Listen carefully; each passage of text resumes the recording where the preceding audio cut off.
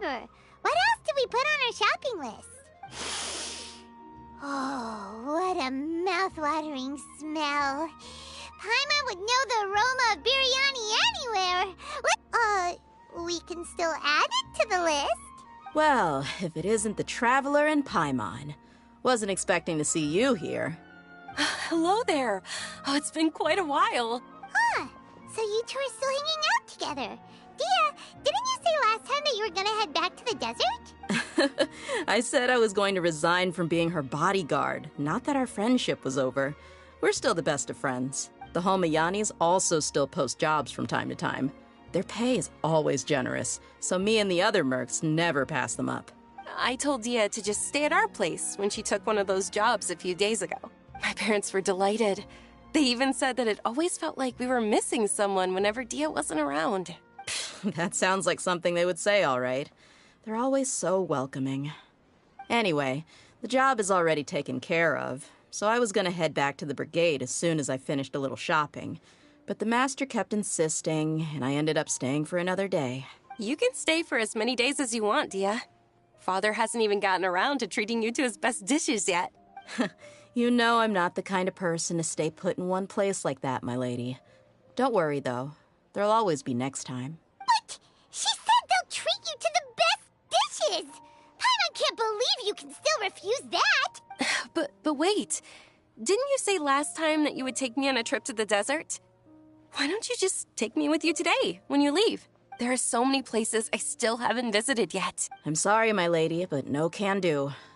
There's still a few things I need to take care of back at the brigade. Besides, the desert hasn't exactly been the most peaceful place lately. Oh, come on. Not this again. That's also what you said last time and the time before that. I know, I'm sorry. Just give me some more time, and I promise I'll plan the best trip ever for you. All right, fine. To be perfectly honest, it's not that I wanted to go, it's more like I feel like something is off about you lately. Ever since you first set foot on the estate a few days ago, you've been acting anxious and even paranoid. Have you been delaying our trip because you've run into some kind of trouble? Nah, are you kidding? You're worrying too much. Would you swear on that? Friends shouldn't lie to each other, you know. I wouldn't pry any further if you're willing to swear on what you just said. But if something really is bothering you, then just tell me. You know I'll help you however I can. Oh, looks like Dunyarzad was onto something. You're too perceptive, my lady. Seems I can't hide anything from you. I just thought that nothing good could come out of telling you about the messy happenings of mercenaries. Knowing too much only leads to more trouble. Mercenary life is a dog-eat-dog world where Mora reigns supreme. Everything operates on a completely different set of rules. That doesn't change anything about what I just said, though. We're still friends, and I can only support you if I understand what's bothering you. My lady, you're not gonna stop until you drag it out of me, are ya? All right, I'll share what I know. Let's go somewhere else first. This isn't exactly the best place for a discussion. Okay, let's talk here. Just try not to draw any extra attention. As you may already know, the Eremites have both a lot of mercenaries and a complex organizational structure. Many mercs are no different than me, just going around looking for jobs to earn some mora. My brigade is called the Blazing Beasts. We're not a large group, but every member is loyal and brave. However, not all Eremite brigades are like mine. Some are willing to cross all kinds of lines for the sake of mora. The most notorious is a faction known as Deshret's Relics. Deshret's Relics? Judging from the name, they must really look up to... Yep, you got it. I've heard that you've already crossed paths with Ain al-Akmar. They're one of the groups under the Relic's banner. Oh, you mean the group that tried to sell us the Divine Knowledge Capsule? Yeah, they weren't friendly at all. Deshret's Relics is composed of many smaller brigades like Ain al-Akmar. The Relic's headquarters issues orders to all brigades under his control. On any other day, I would want nothing to do with them. Unfortunately, though, the brigade that's stirring up trouble now is none other than Dehya al-Akmar. Dakan? I think it means beard or something. Believe me, it's a really stupid name. I found it insufferable for years. Anyway, the real issue is that Dekhan al-Akmar is led by my father, Kusela. Say what now? I think I'm starting to understand your anxiety now. But what did they do? I won't go into details, my lady, but they've been involved in a lot of violent incidents. We're talking hundreds. Hundreds? Yep. The scenes tend to be quite gruesome, too. They strip the victims of all their valuables before murdering them. Not only have they targeted merchant caravans and ordinary citizens, but other mercenary brigades as well. That's beyond terrible. They won't even spare their own kind. I don't know how Deshret's relic sees it. All I do know is that Dekhan al-Akmar has become more and more aggressive over the last few years. If I don't do something about them, then even my brigade or the people of Aru village could become their next target. I just wish I knew what's driven him to do this. Yeah. How can your father do such terrible things? I don't know. People change. He's always been pretty pathetic. But at least in the past, there were still a few lines that he wouldn't cross. That's setting the bar pretty low. I mean, if he was even remotely decent, then why would I have to leave the brigade and cut all ties with him?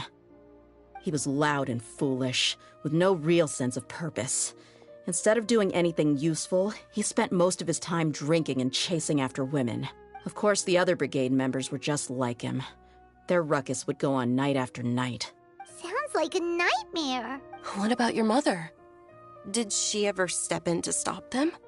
Unfortunately, I never knew my mother. I'm sorry, Dehya.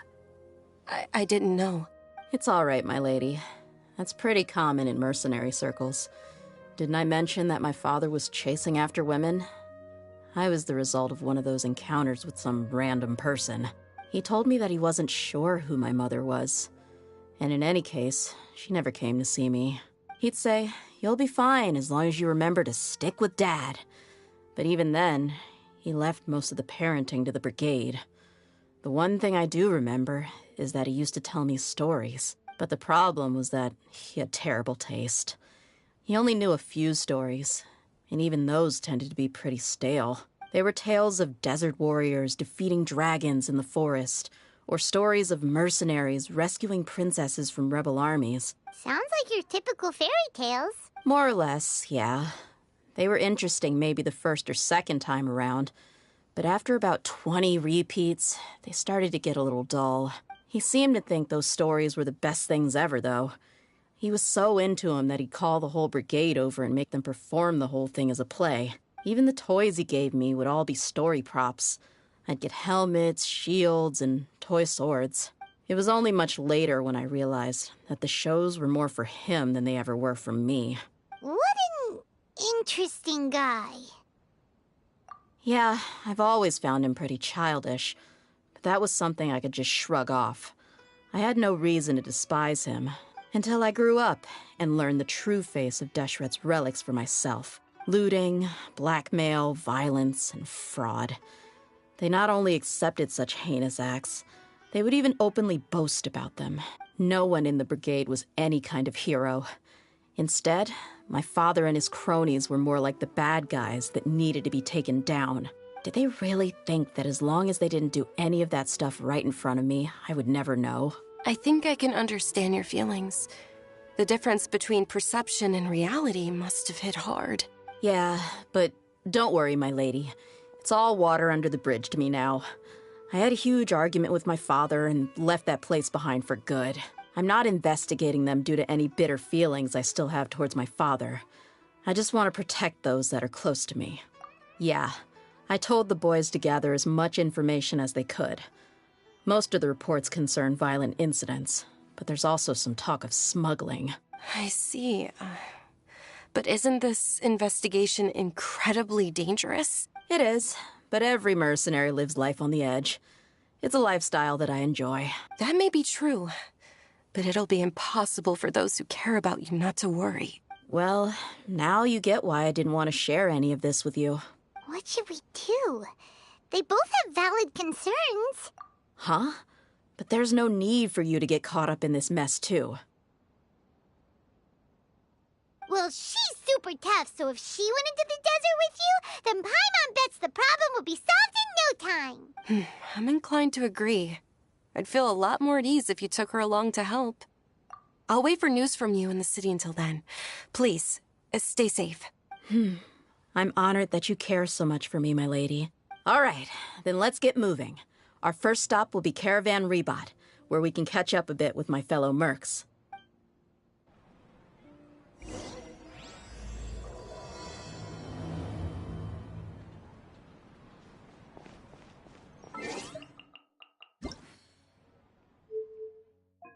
Paimon coming in.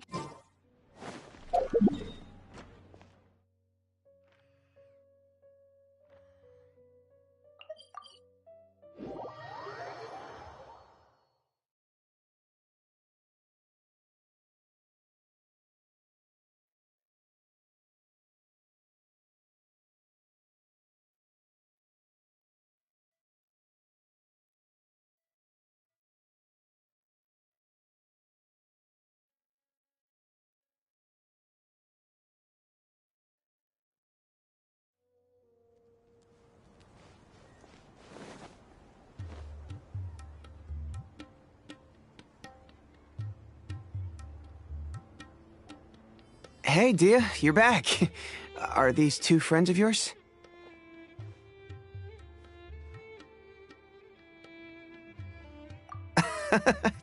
Likewise. There's no need to be so formal with us. We're a pretty casual crew. Anyway, since we've got a newcomer, let me fill you in on what the Khan al-Ahmar's been up to lately. They've become extremely aggressive. Apparently, even their own now have become acceptable targets. They even attack other relics brigades, just the same as any other mercenary brigade. Even the most ferocious beasts still protect their own. But it sounds like they've thrown that straight to the wind. That's right. Once they've collected enough loot off the other mercenaries, they sell it off to a different brigade, or turn to merchants on the black market. A portion of their profits is immediately exchanged for more food and weaponry to be used in their next violent operation. That's terrible. Yeah, and it really makes you wonder why they're so desperate for Mora. A few days ago, Isham and I trailed them for a while, and even disguised ourselves as merchants to conduct trade with them. We were able to learn a few things from the exchange.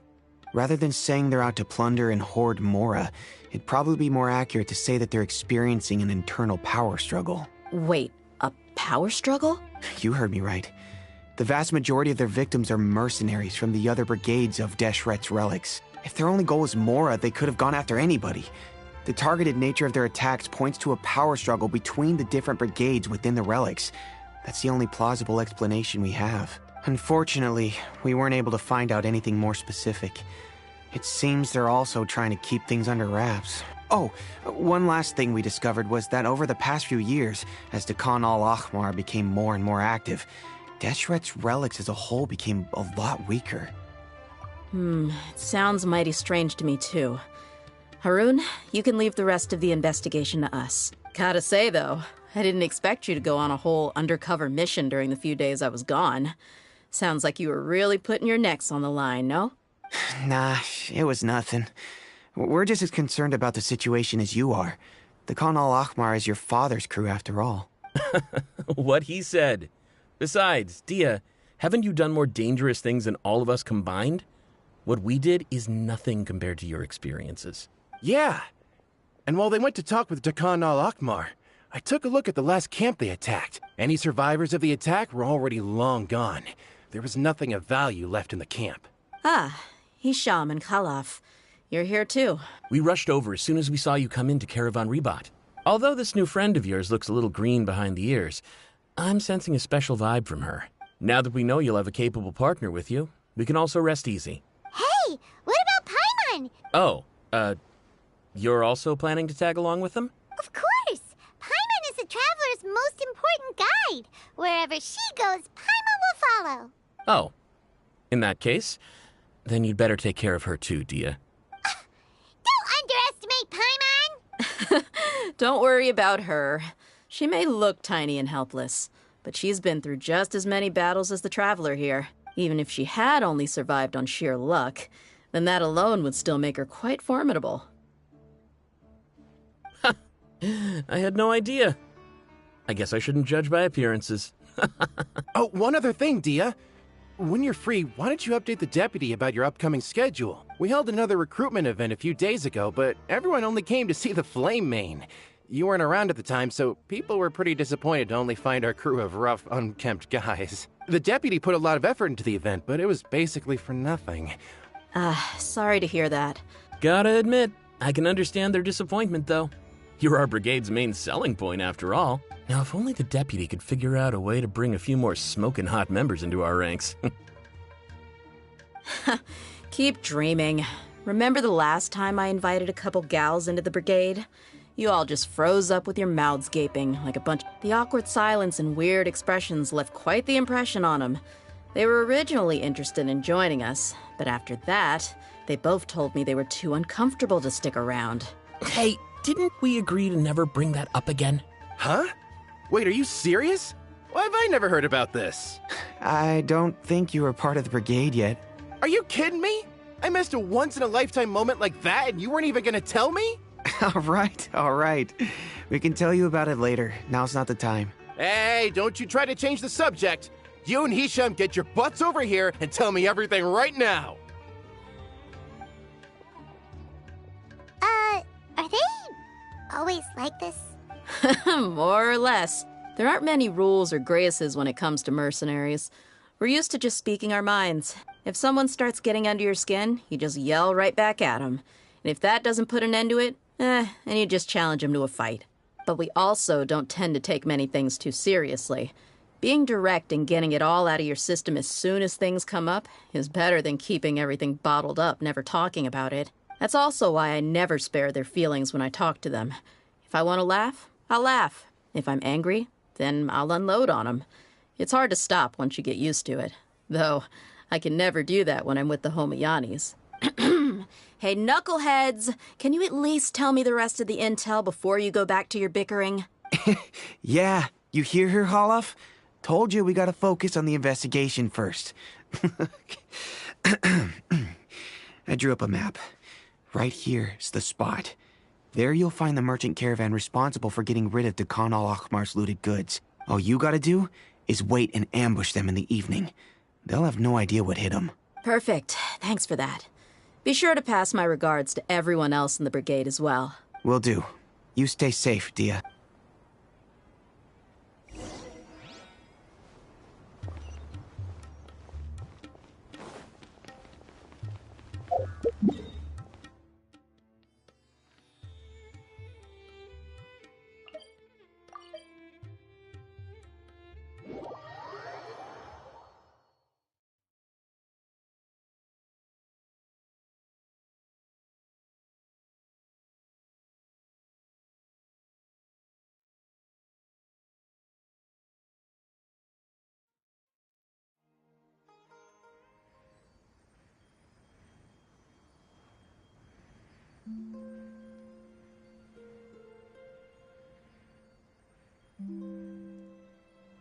My pole arm doesn't distinguish friend from foe, and there is clearly a limit to the Red Rope's power.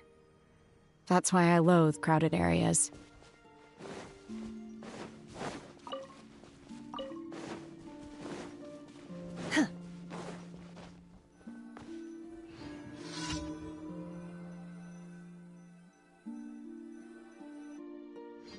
This should be the place. Let's find a spot to hide and bide our time.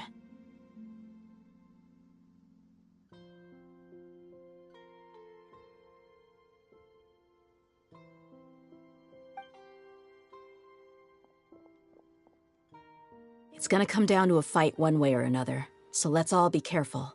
No need to worry. She knows her way around a fight. I'm not worried about that. What I meant is that we probably shouldn't go too hard on the enemy. After all, we still need to get information out of them.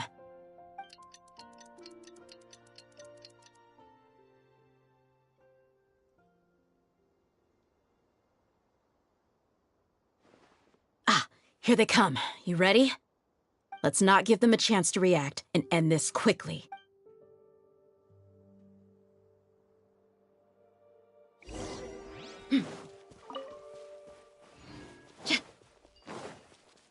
Buckle up! Flicker. Well now.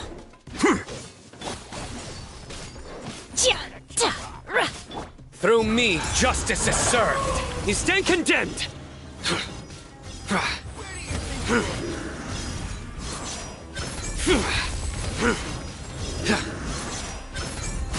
Guilty! Manifest! Look alive! Huh. Ha! Here! Ah!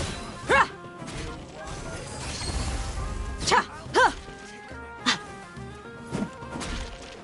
Kya! Ha!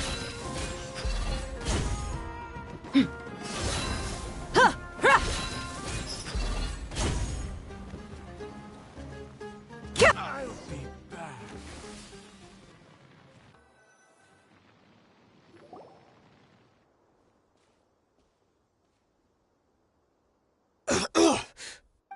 You're the Flame Mane. Good. That saves me an introduction. All right, time for a little talk. Are you buddies with Dakana Lakmar now? Tell me, what are they after? You know the code of being a mercenary just like everyone else. The first rule is to never divulge key information about our employer. What makes you think I'd talk? That might have worked on an amateur, but I know you're just looking to protect your reputation. Think about it, though. What's your reputation worth if you won't have the other tools you need to succeed in this line of work? Tools like, I don't know, your limbs or eyes? You've got 5 seconds. You might want to think twice about how much your employer's information is worth to you. Whoa! I'm not joking around. We can do this the easy way or the painful way. 2 seconds! I'll save you the trouble.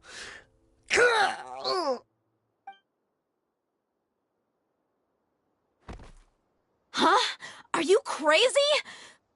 He tried to bite off his own tongue. Quick, search the area for any first aid supplies. I definitely didn't expect him to go that far. Thankfully, the wound wasn't too deep, and he just passed out from the pain. But why would he be so extreme? I just wanted to test his mettle. You can get a lot of mercenaries to talk just by threatening them. I didn't expect him to be willing to go through so much pain just to deny us some intel. Well, he's out cold for now. We could wait for him to wake up, but maybe it's not a good idea to interrogate him any further. Yeah, don't worry about it. It'll be a waste of time to interrogate him again after that. He might just hurt himself again if we start asking. There are lots of goods around here. Let's search the area. Maybe we'll be able to find something. I'm really sorry.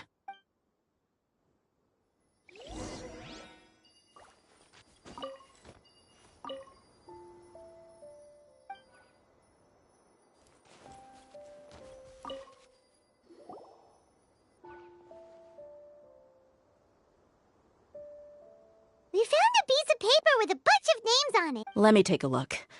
If this really is a merchant caravan, they should have a record of their transactions. Yep. I see an entry for Dakana Lakmar right here. Kusela, Idrisi, Bashar, and Takriti. All familiar names. Dakana Lakmar has been trading for a hefty supply of food, weapons, and medicine. It seems that in the past, they used to receive some canned knowledge as well. This caravan is just one link in their logistics chain. Once in the rainforest, the caravan will exchange the looted goods for Mora, and the funds will then be passed to a specific person. That person will then pack the caravan full of necessary goods, which will then be brought right back to Dakana Lakmar. Wait, why is there no Mora value recorded for the final transaction? No value? Yeah, every transaction before the last one was marked with an exact amount of Mora, but the final one, where they paid for everything to be brought back to the desert, was simply marked as delivered. Perhaps. But they couldn't have known how much they would make off selling the loot. Do they not care about profit margins at all? Anyway, the next part's the records of the goods themselves. There are a lot of entries. Everything was probably sourced from the rainforest. Huh? What's wrong? Shazamon Homayani? Homoyani? Could it just be another family with the same last name? I'd be surprised to find someone with the exact same first and last name. Shazamon Homayani is Dunyarzad's father, and the head of the Homayani family. Just what the heck is going on here? I'm sorry, you're right. I'll consider what we found and not jump to conclusions just yet. But what this piece of paper confirms is that the Homayani family has been providing goods to Dekhan al-Akmar. What if the Homayanis have been kept in the dark and don't know they've been trading with Dekhan al-Akmar? That's a possibility, but if that was the case, why is this caravan specifically named Shazamon as their person of contact? They could have just as easily bought goods such as food and medicine directly from Caravan Ribat or Port Ormos. Yeah, funding violence and looting. The brigade gets the goods, and he is paid the proceeds from the sale of the loot. But why would he do something like this? It's not like the Homayanis are in need of money. I honestly have no idea. I've been to their estate many times, and I've never noticed anything suspicious. The only potentially large expenditure I could think of would be the treatment costs for Dunyarzad's Elazar. Maybe they borrowed a lot of Mora in the past, but that's still just a speculation. I don't think the Master would stoop so low to make Mora. You're probably right. I know my lady's personality, and she wouldn't deliberately keep something like this from us. But what should we do now? All we found is just another mystery. If you ask me, we already have no choice but to confront her about this. I'm not worried. It's too early to make a verdict yet. I still have faith in the Homayanis. Let's go find my lady again. If we're lucky, we can not only figure out the mystery of this paper, but also follow the trail of breadcrumbs to the people responsible at Dekhan al-Akmar. Dehya, are you sure this is the best decision? What if instead of getting the help we need, we just end up revealing everything we've discovered to the enemy? I've considered that possibility. But even still, I want to tell her what we found. I think I owe her that much. True friendship is built on trust. She showed genuine concern for me when we first brought up the topic. I can't repay her kindness with doubt and suspicion. That's not how I deal with people. You're right. Paimon wants to trust Dunyarzad too. Yeah. Let's pay another visit to Sumeru City.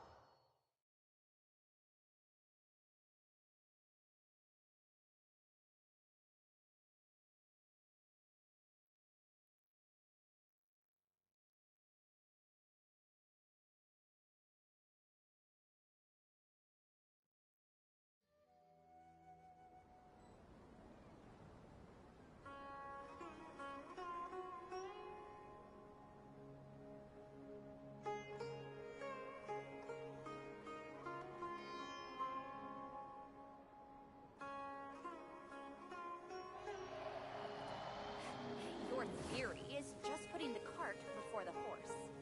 Well, your perspective is just tunnel visioning.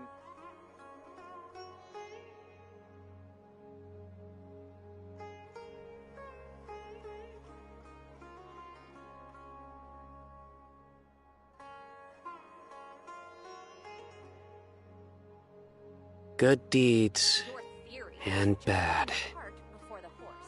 In the end, Your perspective all will be is just placed tunnel upon the visioning. scales.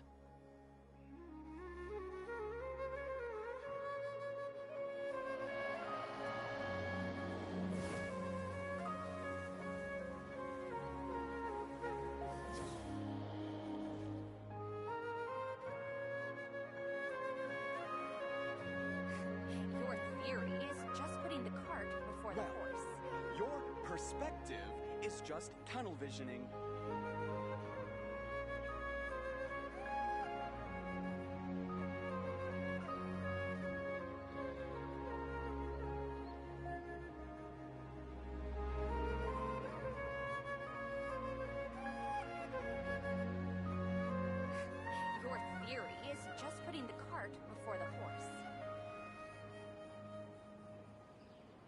I do try to lighten the mood sometimes, but I'm not the best judge of other people's sense of humor.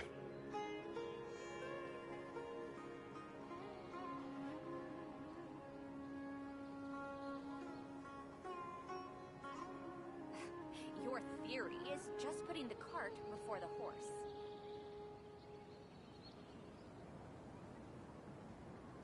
Well, your perspective is just tunnel visioning.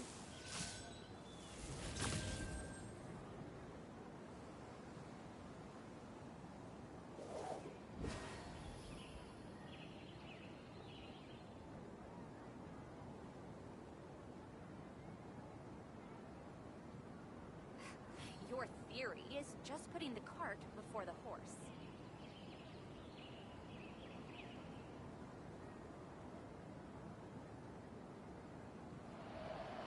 Well, your perspective is just tunnel visioning.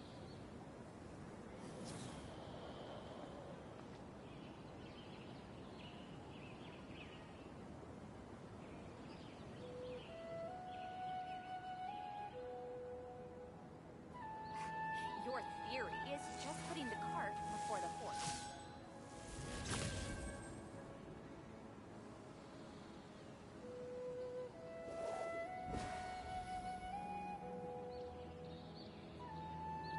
Well, your perspective is just tunnel visioning.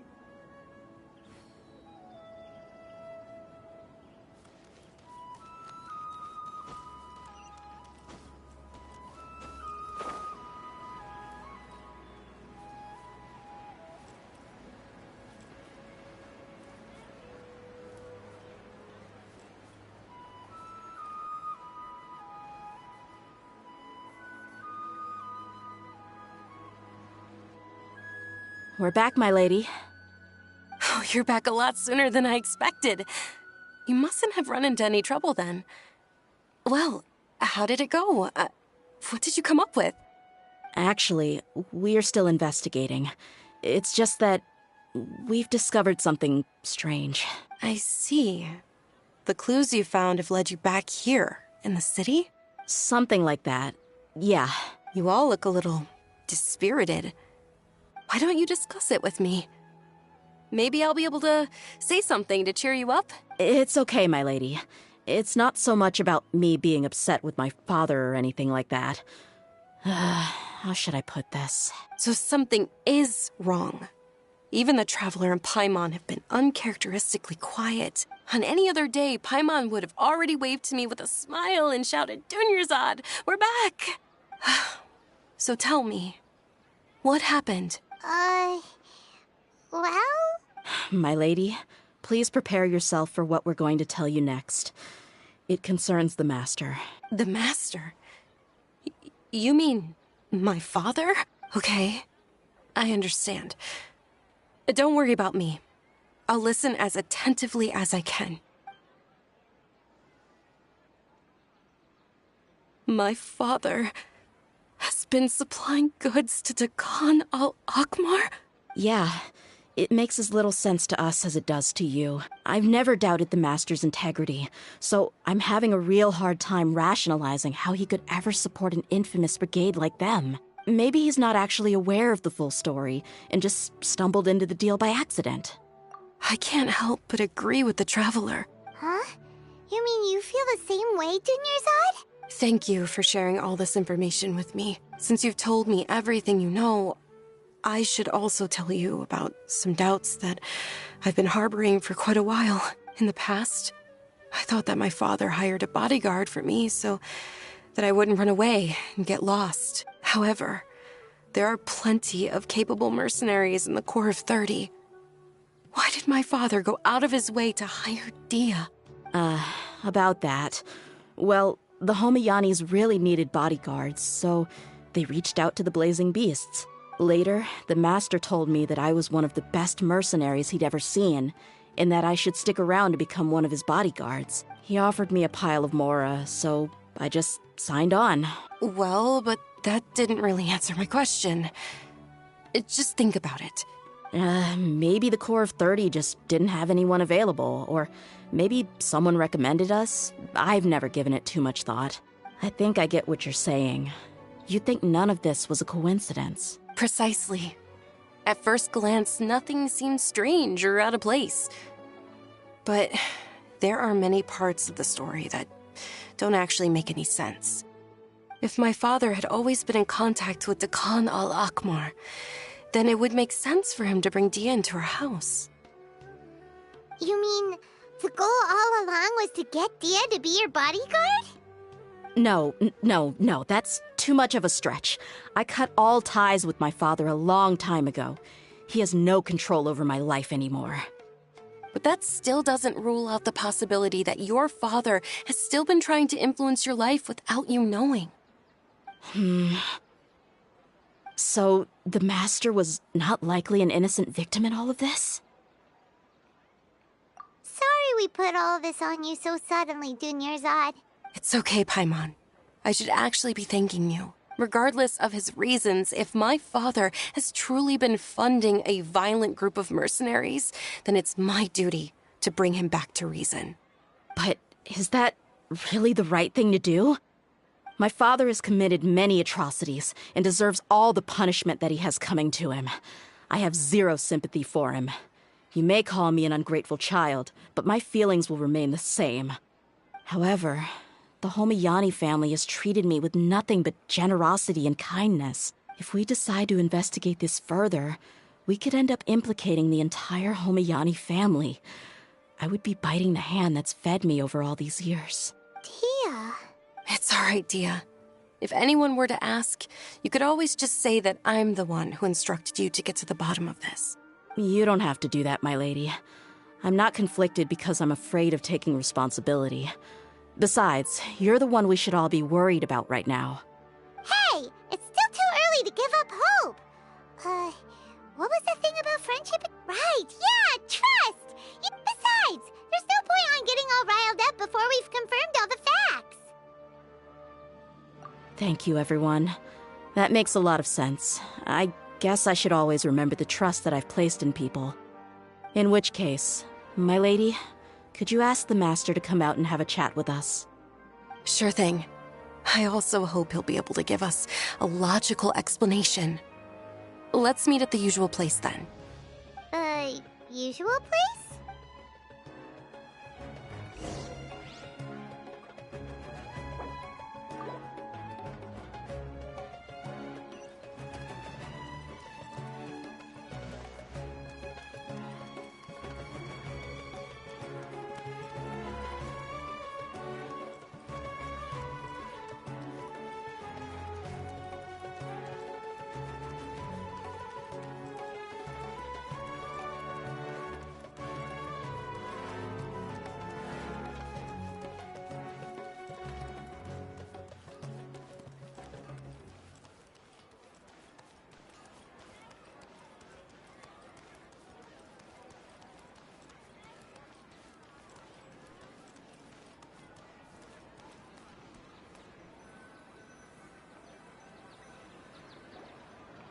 Thank you for coming, sir. Please allow me to introduce these two. This is the Traveler, and next to her is her travel companion, Paimon. Ah, yes, my daughter has mentioned them from time to time. It's a privilege to finally meet them in person. But we may skip all the pleasantries for now. What is the important matter you wish to discuss with me today? Well, we wanted to bring this transaction record to your attention. There's something on this record that we're all pretty curious about. So, that's what you found? Huh.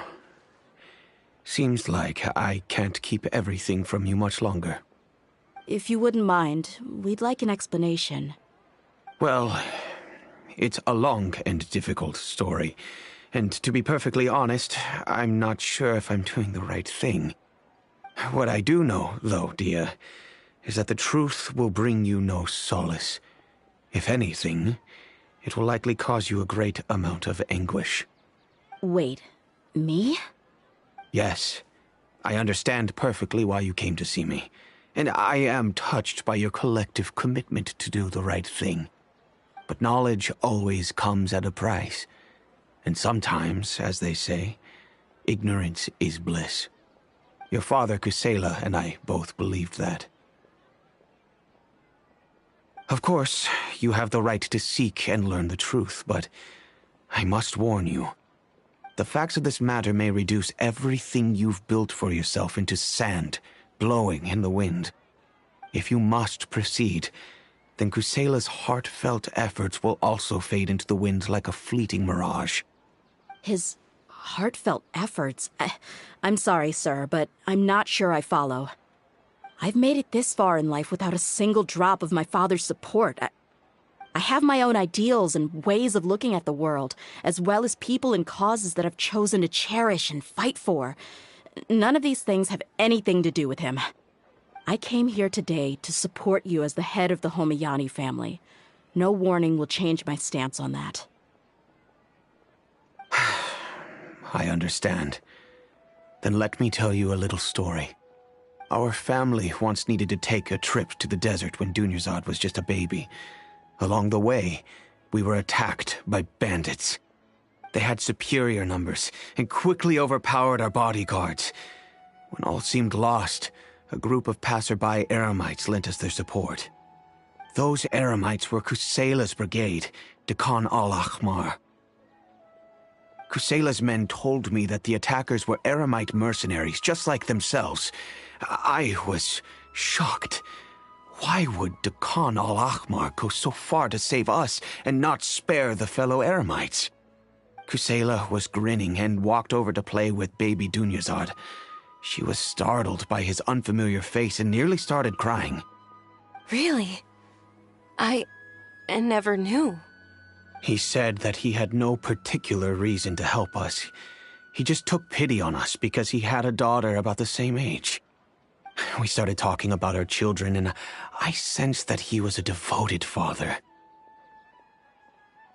To repay his kindness, I hired his brigade to help out at our estate for a time, and offered everyone generous remuneration. So, that's what happened. It was many years before I saw him again. I almost didn't recognize him the next time he came knocking on my door. The man I knew to be strong and healthy had been reduced to a shell of himself. He couldn't even walk anymore without his cane. So, what happened to him? He was perfectly fine when I left the brigade. I'm not too sure myself. The only thing that didn't change was his cheery disposition. He said there was absolutely nothing to worry about and that he had gotten into a fight. That was all. He then suddenly asked me if Dunyarzad, now that she had grown, would need a bodyguard of her own. At the time, Dunyarzad was going through a particularly severe bout of her Elazar. There was no need for her to have a bodyguard when she could barely leave the house. But he kept coming back to the topic. Come on, it never hurts to be safe. How do you know a bodyguard won't come in handy one day? I was completely lost at first, until he recommended the Blazing Beasts, and in particular, a mercenary named Dehya. So he was the one who recommended Dehya to you. Indeed. He didn't say it out loud, but it was clear that he saw Deshret's relics as an evil group who would eventually corrupt every member in their ranks. He was already beyond redemption, but he hoped that he would be able to detach his daughter from the vicious world of mercenary life. If Dehya could stay in my house and keep working as a bodyguard, then gradually her affinity for the desert would decrease, and she'd be able to leave her previous life behind. And that's why you offered her such generous compensation? Yes, but not just because of that. From the moment that he asked me for that favor, I also began to see Dehya as my own daughter. And that's also why I tried to persuade you to stay when you asked for permission to leave. I was willing to spend however much it took. Kusela saved my daughter and I all those years ago in the desert. I could never refuse him entrusting his daughter to me. He was always like that. acting like he's oh so smart and self-righteous. Kusela said that he'd reimburse me for a portion of Dia's fees. I refused to take any mora from him, but he'd always send me funds anyway. Eventually, I just accepted them as a token of his gratitude. And that went on for a while until I received another letter from him a few years ago. The letter contained a request to help him buy food, weapons, medicine, and even explosive materials. Wait! Isn't that around the time that Dakan al-Ahmar started becoming more aggressive? That's right. When I started to hear some nasty rumors, I became wary. I wanted to meet him face to face to discuss things. But by then, he was no longer receptive to my requests to talk. If I had to guess, it's probably because he doesn't want to put Dehya at risk.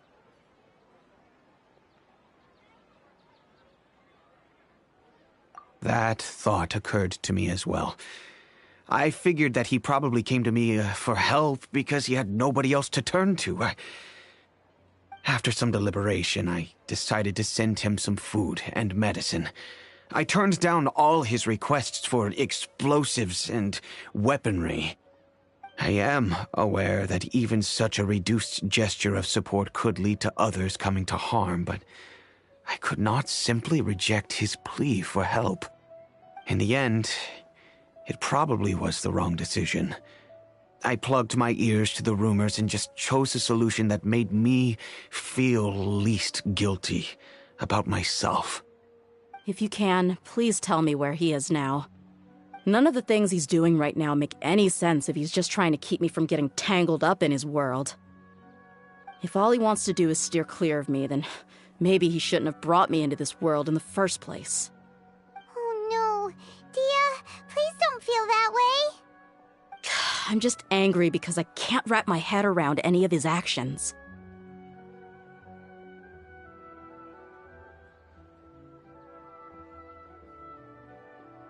Another way? I don't know. I knew him, and he was nothing more than a childish brute. I can't understand what's going through his head.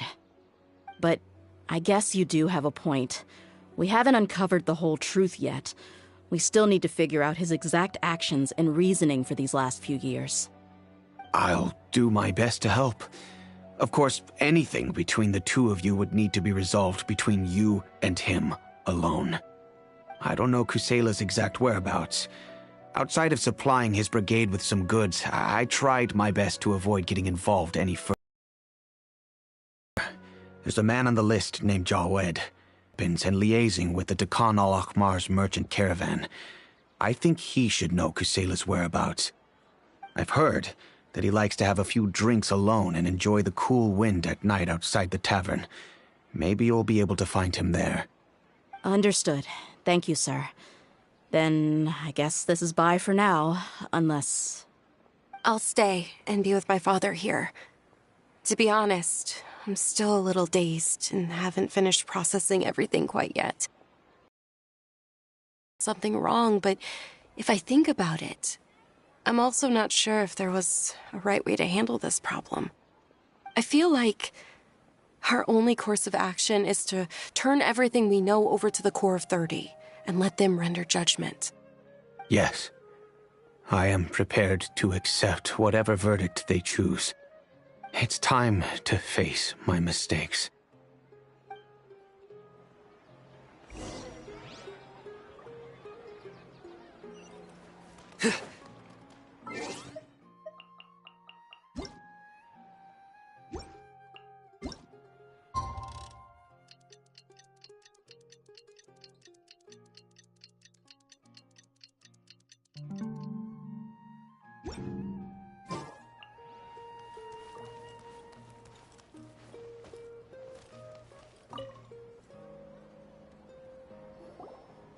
Huh? Who are you guys? I know what you've been up to. Smuggling weapons to violent brigades in the desert while working for the Corps? Pretty bold, if you ask me.